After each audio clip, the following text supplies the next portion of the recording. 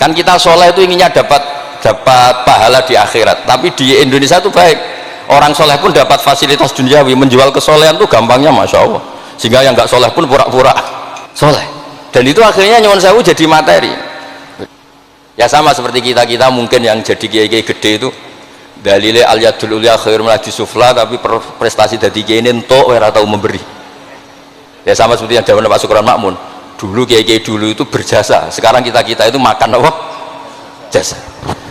Assalamualaikum warahmatullahi wabarakatuh. Bismillahirrahmanirrahim. Nahmaduka ya ghafuru ya syakuru wa sholli wa sallim barik ala sayyidina maulana Muhammadin wa ala alihi washabihi asma'in amma ba'du.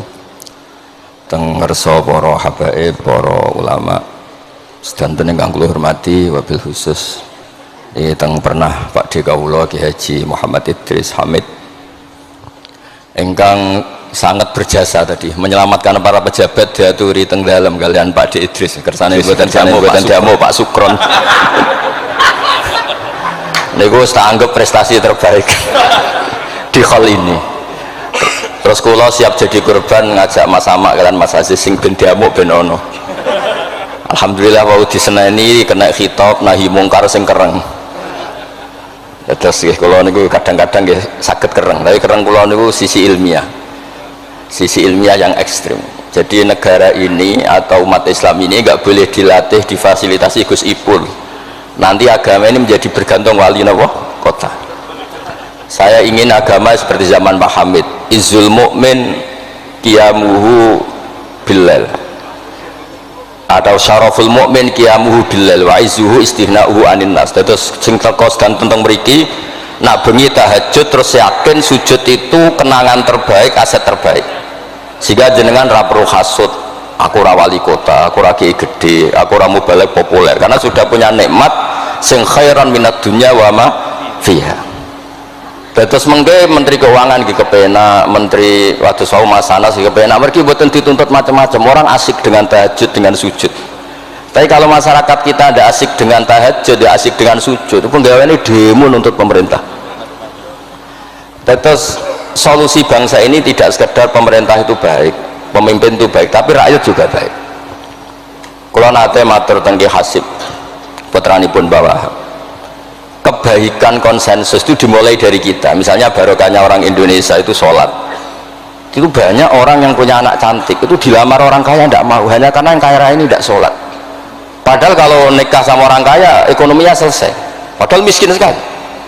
Jadi rakyat itu pun heroik Gusipul, demi cari mantu yang sholat itu direwangi di mantu marat santri mergo sholat, sing lamar juga buatan sholat. Nah kalau rakyat sudah punya konsensus gitu, mereka tidak akan milih pemimpin yang terkenal tidak sholat, apapun baiknya sosialnya. Sehingga tolok ukur kebenaran ini menjadi tolok ukur politik juga. Kan nggak mungkin masyarakat yang sholat terus nganggap pemimpin yang baik itu yang tidak sholat. Masyarakat kita anti zina, anti prostitusi, karena itu fahisyah. Sehingga juga tidak milih pemimpin yang punya perilaku seperti itu. Masyarakat kita humanis, menghormati hak-hak orang lain, hak buruh, juga tidak akan memilih pemimpin yang jahat, yang sadis, yang macam-macam. Nah nilai bersama ini yang coba kita bangun. Tahu Dawe Pak Sukron bikin sakofa Islamiyah, sehingga ini dimulai dari kita. Kemudian barokahnya ilmu, kalau kita sudah senang sujud, saya punya banyak hadis diantara dijelaskan setan itu paling menangis kalau melihat orang mukmin sujud. Kata setan itu, gara-gara sujud saya dikeluarkan dari surga karena menolak sujud tadi. Kalau niku Mbak Idris nate teng beberapa daerah yang luar biasa susahnya. Niku barokah boten bergantung wali kota Pak Ibu. Kalau jadi kiai gede paling nyesal itu satu. Kiai-kiai kecil itu di daerah-daerah tertinggal itu mendirikan masjid. Kiai nak pun gede kados kula diundang ning masjid disangoni kas masjid. Wong niku nyesal kula teng Pangeran Monteng amen. Sing kiai cilik melarat muassisul masjid banil masjid, sing kadang kiai gede kados kula disangoni dhuwit kotak masjid. Lha sing kiai cilik iku gawe masjid, sing kiai gede entuk kok masjid. Itu barokahnya ilmu, saya bisa istighfar. Kalau saya tidak punya ilmu seperti itu, tidak punya ilmu warok seperti itu, mungkin bangga untuk sanggup kok kotak masjid itu, bangga. Jadi saya mohon dah dilatih, keilmuan itu dilatih, sehingga barokahnya itu juga nura yamsi bihi finnas. Allah tidak ngendikan nura yamsi fil madaris wala fil muassasah wala fil masajid, tapi yamsi bihi finnas. Teman-teman kita yang di Taiwan, di Amerika, di Eropa itu di Indonesia dilatih sujud, dan sujud itu jadi kebutuhan mereka, mahasiswa, mereka pekerja, mereka pejabat.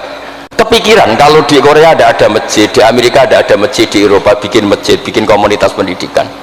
Itu kalau dari awal dilatih mendapat, tidak akan jadi, karena dilatih nunggu proposa. Tapi barokahnya mereka dari pikirannya sendiri, nura yamsi bihi finnas. Teman-teman pekerja itu urunan terus bikin apa? Masjid, bikin pendidikan. Terus target kula ya, target saya itu kepengen tiang Islam itu punya nura yamsi bihi finnas. Mereka tersiksa kalau di komunitasnya itu tidak ada tempat sujud. Jangan dilatih, kalau menurut saya jangan dilatih dengan kebesaran-kebesaran itu. Monggo lah kita menikmati tadi ada istilah wali masyhur, ulama terkenal itu buat orang Islam supaya dapat pahala. Piro-piro ngidolakno wali, mboten ngidolakno penyanyi dangdut ngoten mawon. Tapi secara hitung-hitungan keilmuan, saya ulang lagi, hitung-hitungan apa? Keilmuan, kita ngitung kalau semua orang Islam afrodul muslimin gadah semangat bikin sujud, akhirnya pertama ada tempat sujud di Korea itu yang bikin anak-anak TKI, di Taiwan, di beberapa negara Eropa, bahkan di Amerika pertama yang bawa Islam itu kebanyakan juga orang imigran, punya kebutuhan sujud bikin masjid. Padahal zaman itu belum mungkin, secara hukum negara Amerika masih imigran gelap, lama-lama jadi orang terpelajar, lama-lama bahkan jadi yang senator macam-macam. Itu dimulai dari nura yamsi bihi finnas, bukan dimulai dari kebesaran. Lalu kalau sajane nggih radi susah, jadi kiai gede nggih susah wow, takut saya tidak punya kecakapan lagi bina sing nura yamsi bihi napa finnas. Nggih bapak kula niku akrab sangat kalian Mbah Hamid, karena Mbah Hamid sepupu bahasa itu. Di antara dawuh yang diingat-ingat itu, nur aku soleh-solehku dewe kok terus wong sering ngekeki dhuwit. Maksudnya saya soleh-solehnya sendiri untuk taqarrub ilallah, kok orang ngasih fasilitas napa duniawi. Makanya terus beliau sakhok sekali, karena itu menghilangkan hisab. Jadi itu satu-satunya cara untuk menghilangkan apa? Hisab. Kan kita soleh itu inginnya dapat pahala di akhirat, tapi di Indonesia itu baik, orang soleh pun dapat fasilitas duniawi, menjual kesolehan itu gampangnya masya Allah, sehingga yang nggak soleh pun pura-pura soleh. Dan itu akhirnya nyuwun sewu jadi materi. Dulu kita nyari ilmu ikhlas, makanya kata Bamun itu jadi santri lebih ikhlas dibanding kiai, kok sakit ya? Kowe nak dadi santri oke sapa mbok cucuk, tapi nek dadi kiai koyo saingan. Karena kayak rival gitu. Jadi ini kalau rilek-rilek mawon. Terus yang terakhir ini kalau mboten lami-lami, kalau cerita tentang iltizatan aklian. Dari sekian hitung-hitungan, kalau sering jagongan kalian Mas Sama, Mas Aziz, dari sekian hitung-hitungan itu yang bisa mengawal Islam ila yaumil qiyamah itu adalah logika, iltizatan aklian kalau kata kitab Fathul Bari. Karena kalau hukum wujubul akli, kalau kita zaman ngaji itu ada wajib akli, itu ketika kita kecewa itu tetap. Misalnya saya didik Mas Aziz dengan gaya sosial, sekali ada orang yang lebih sosial saya ditinggalkan. Saya didik masyarakat, sekali beda pilihan pilpres saya juga ditinggalkan, karena ini urusan sosial. Tapi kalau dididik iltizatan aklian, ini kata kitab Fathul Bari, orang itu tidak bisa mengelak, karena cocok tidak cocok, logika itu tidak terbantahkan. Ya tadi saya kemarin ngaji di sini juga cerita, kenapa ada syahidallah annahu la ilaha illallah, satu, wal malaikatu wa ulul ilmi qaiman bil qist. Kesaksian itu hanya ada tiga, satu kesaksiannya Allah tentu gak tertandingi, kedua kesaksian malaikat karena melihat langsung surga dan neraka, ketiga kesaksian ahlul ilmi.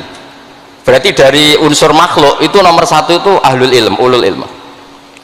Imam Amudi ketika ditanya, kenapa kamu bisa yakin kalau Allah itu ada? Ya jawabannya gampang, hadhil makhluqat maujudah.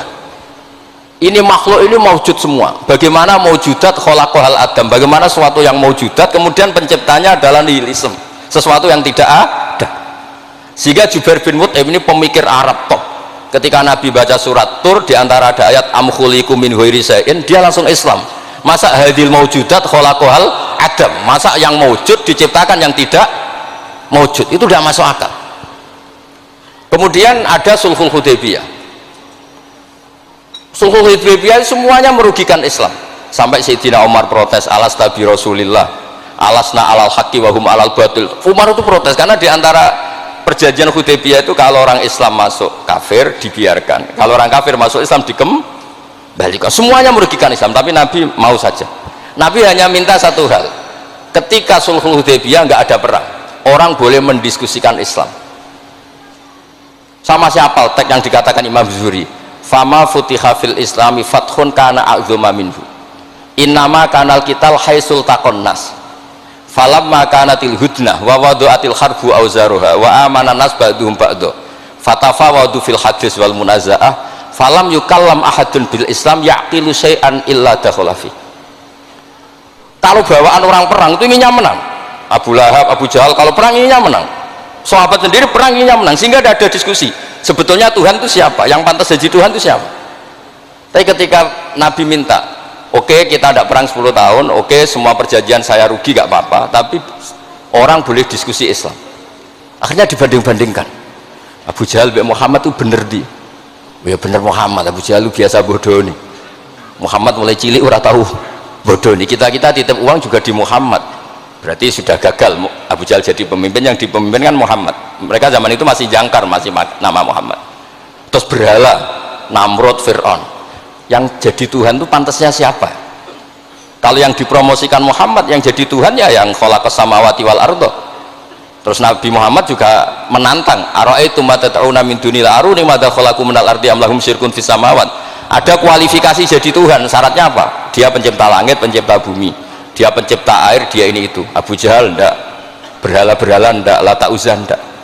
Akhirnya semuanya masuk Islam gara-gara barokahnya apa? Diskusi.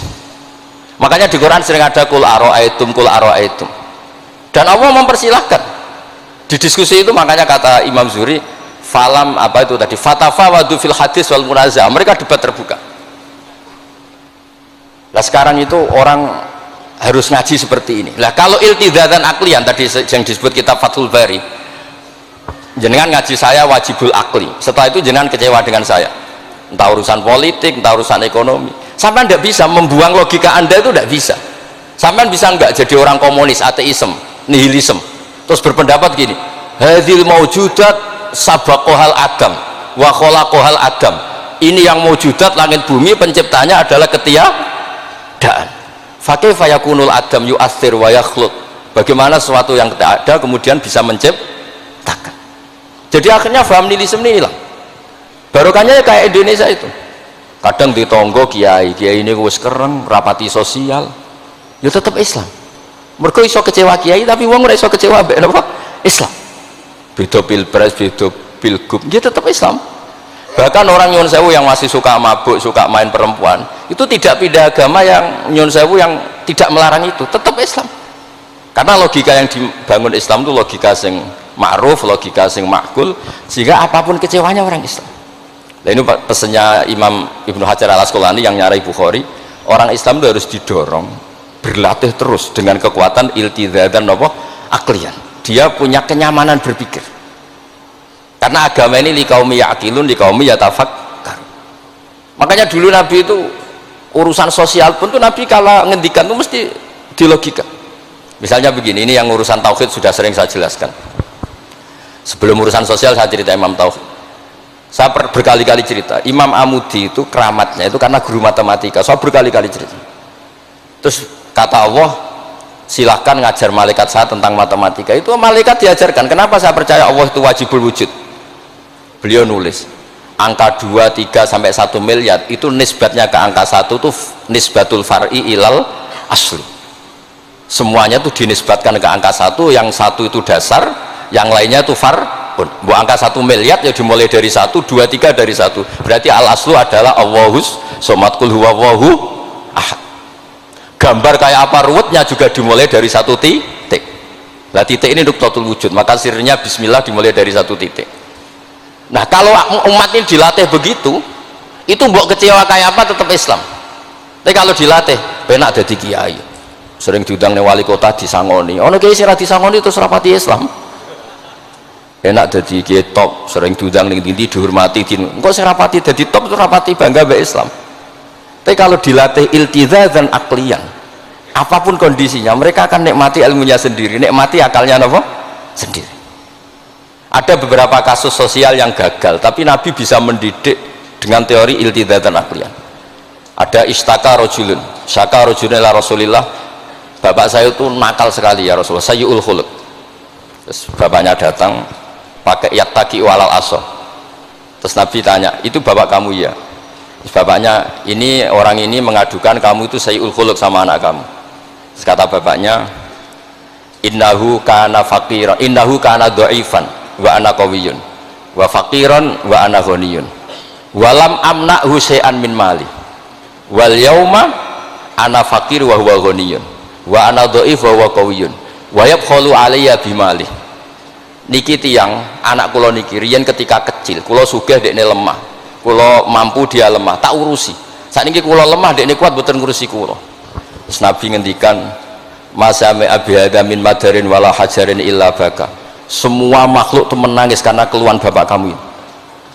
Terus Nabi ngendikan anta wa maluka li abika, kamu dan hasil jerih kamu itu juga aset bapak kamu, sehingga jadi hukum fikih kalau al-qatil itu walid tidak bisa dikisos, bahkan hibatul walid ya waladi boleh dirujuk. Pokoknya selalu orang tua punya hukum apa khusus. Ada kejadian lagi, imro'atun melapor ke Nabi, dilaporkan kalau dia sayyi'atul khuluq, ibu saya itu sayyi'atul khuluq gini-gini ya Rasulullah. Jawabnya Nabi unik, lima dalam takun kadzalik khina hamalat katis ata asyurin. Kenapa kamu tidak ngomel-ngomel seperti ini ketika dia masih baik, itu yang mengandung kamu 9 bulan. Tapi innaha sayyi'atul khuluq lima dalam takun kadzalik khina ardu'atka haulaini kamilan. Terus tapi innaha sayyi'atul khuluq lima dalam takun kadzalik khina sahirat lailaha khina sahirat laka lailaha wa khina asma'at laka naharuha. Kenapa kamu tidak ngomong seperti itu ketika kamu masih butuh susunya, butuh binaannya? Sekarang kamu kuat baru ngomong gitu. Terus kata pemuda tadi, laqad jazaituha ya Rasul, saya sudah membalas itu. Apa balasan kamu? Laqad hajat tuha ala unuki, dia pernah haji tak gendong. Tapi Nabi ngendikan fawwah ma jazaitaha, kamu tetap tidak bisa balas jasa ibu kamu. Jadi orang ketika ingat sisi sayyi'atul khuluq ibunya ketika sepuh, Nabi mengeset ulang. Apa seperti itu? Lima dalam takun kadzalik. Kenapa ibu kamu tidak sayyi'atul khuluq ketika hamalat katis ata asyurin? Kenapa saat itu kamu tidak digugurkan, dibuang ke kali daripada dia anak akhirnya nggak ngaku jasanya orang tua? Lima dalam takun kadzalik khina ardu'atka haulaini kamilan. Lima dalam takun kadzalik khina tadi sahirat laka lailaha wa atma'at laka naharuha. Itu Nabi.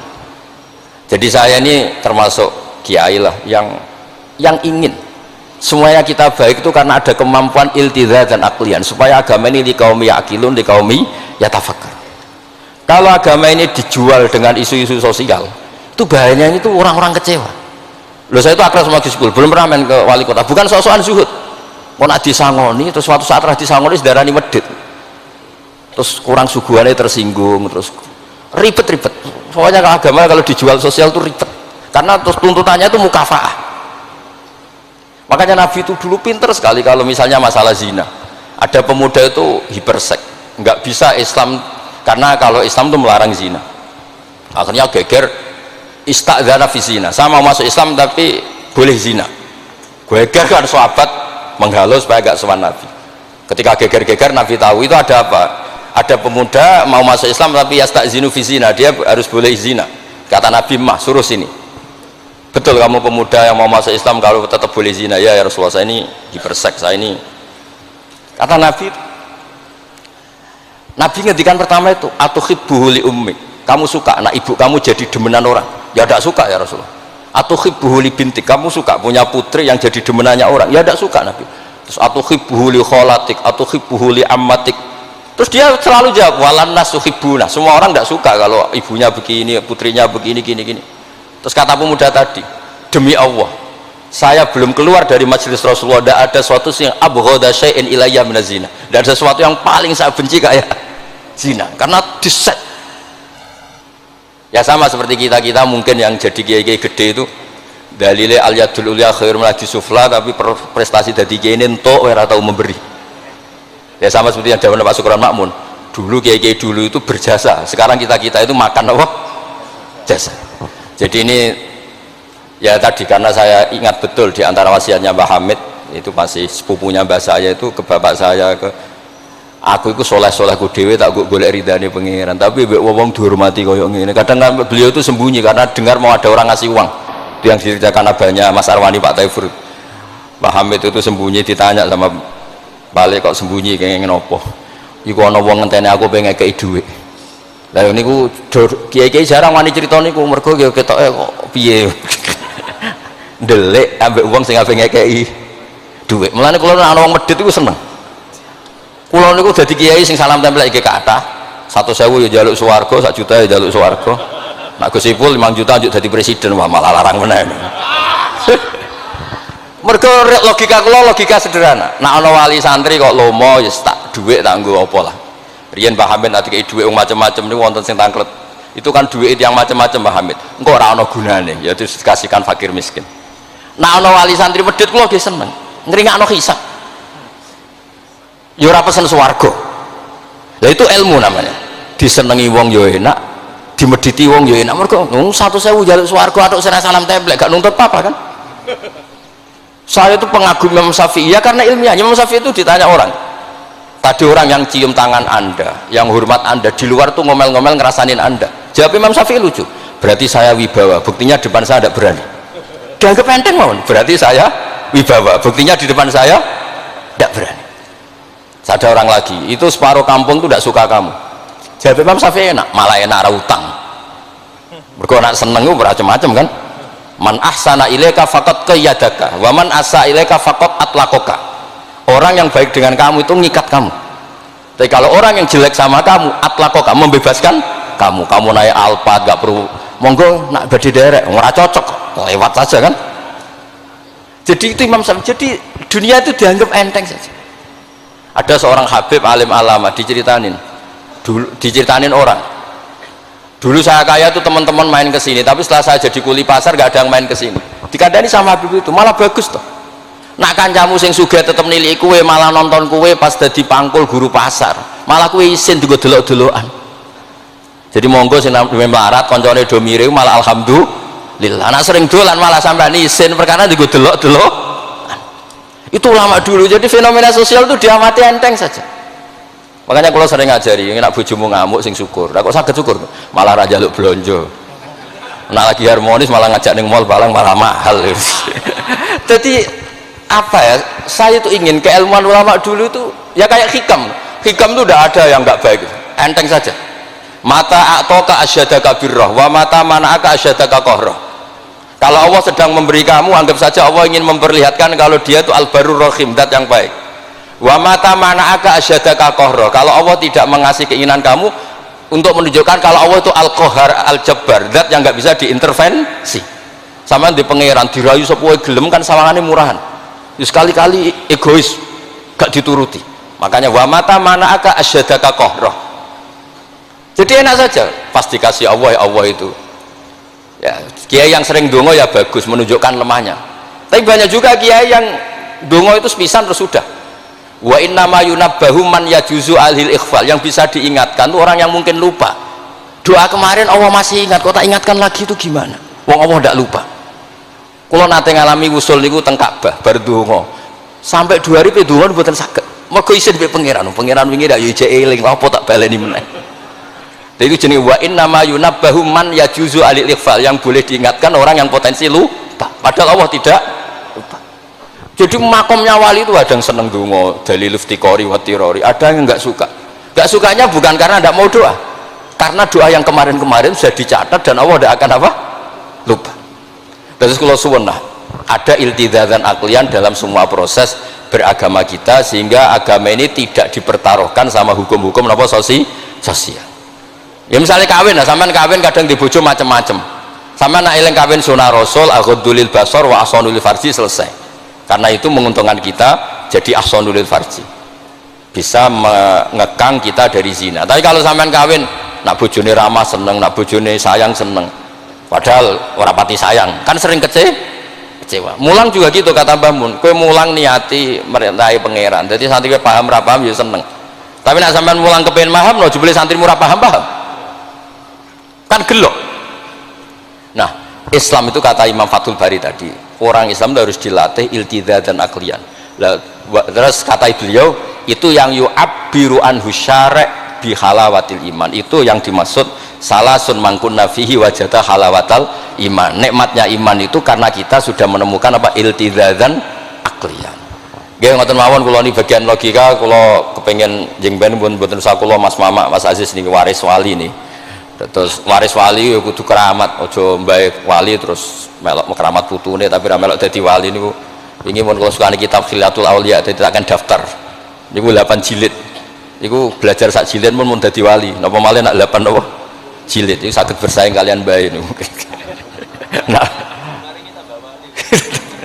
Terus sama-sama kula sukani kitab Ithaf. Kitab Ithaf itu kata Mbah Mun seneng cerita kitab Ithaf. Dikarang Sayyid Zabidi, Murtada Az-Zabidi. Itu kalau Mbah Hamid Pasuruan, misalnya Mbah Hamid, Mbah Dimyati, terus Mbah Mahfud, Mbah Abdullah, Mbah Abdul Manan, ini awaluman lazama min ahli Jawa nih Sayyid Sinten Zabidi. Dan kitab Ithaf itu Masya Allah belum ada kitab nyarai Ikhya sampai 800 tahun kalau nggak 700 tahun. Kan Ithaf itu sekitar tahun 1300 Hijriyah, Ikhya itu sekitar tahun 500 sampai 600. Niku nak nyarai itu semuanya ilmiah. Yang paling saya haru itu ini sebagai penutup, yang paling saya haru itu ketika cerita sholawat. Nabi jadi nabi itu setelah Isa dituhankan oleh penggemarnya sampai overacting, sampai Nabi Isa itu dituhankan. Monggo guys. Tapi terus Ithaf cerita kalimat sholawat tuh kalimah yang umat ini tidak akan overacting menuhankan Rasulullah Muhammad SAW, karena Allahumma itu pemberi, Nabi itu penerima.